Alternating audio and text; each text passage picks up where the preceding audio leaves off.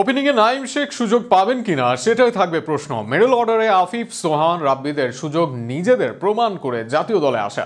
Pace bowling line up শক্তিশালী আছে মাহফুজুর রাব্বি, তোফায়েল আহমেদের মতো অলরাউন্ডার।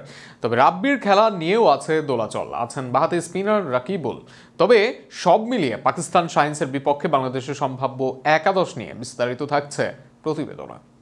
অগাস্টে নেদারল্যান্ডস আসবে বাংলাদেশ সফরে, তবে ডাচদের বিপক্ষে বাংলাদেশের সিরিজ শুরু 30 অগস্ট, অর্থাৎ আগস্টের দীর্ঘ সময় নেই জাতীয় দলে খেলার। এশিয়া কাপের আগে এই মাসে তাই ভক্তদের নজর পুরোটাই এ দলের সফরের দিকে, যেখানে অস্ট্রেলিয়ায় অনুষ্ঠিতব্য টপ অ্যান্ড টি-20 টুর্নামেন্টে প্রথম ম্যাচে বাংলাদেশ মাঠে নামবে পাকিস্তান শাহিনসের বিপক্ষে। জাতীয় দলে খারাপ পারফরমেন্স করলেও এশিয়া কাপের প্রাথমিক দলে আছেন নাইম শেখ, অর্থাৎ নাইমকে আরও একটি লাইফ লাইন বিসিবির। আবার এ দলের সিরিজেও আছে নাইমের নাম, অর্থাৎ এই সিরিজে ওপেনিংয়ে আসবেন বাহাতি এই ওপেনার।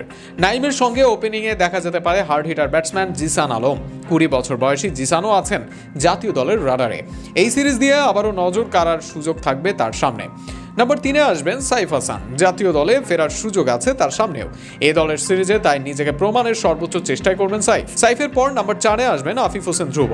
একসময় বাংলাদেশের টি-20 ক্রিকেটে নিয়মিত মুখ ছিলেন আফিফ, তবে মাঝে যেন হারিয়ে গিয়েছিলেন এই মিডল অর্ডার ব্যাটসম্যান। এই দলের সর্বশেষ সিরিজে জোড়া 50 তাকে আবারও এনেছে আলোচনায়। নাম্বার 5-এ আসবেন নুরুল হাসান সোহান। উইকেট কিপিং হোক বা মিডল অর্ডারের অপশন, সোহানের ফেরার মঞ্চ হবে এ দলের সফর।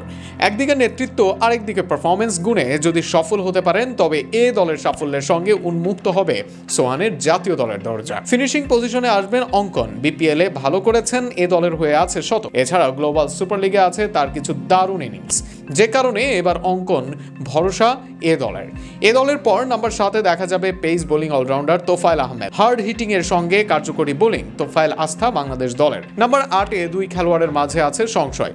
মাহফুজুর রাব্বি অলরাউন্ডার, পুরোপুরি অলরাউন্ডার না হলেও রকিবুল ব্যাট হাতে ভালোই কার্যকর।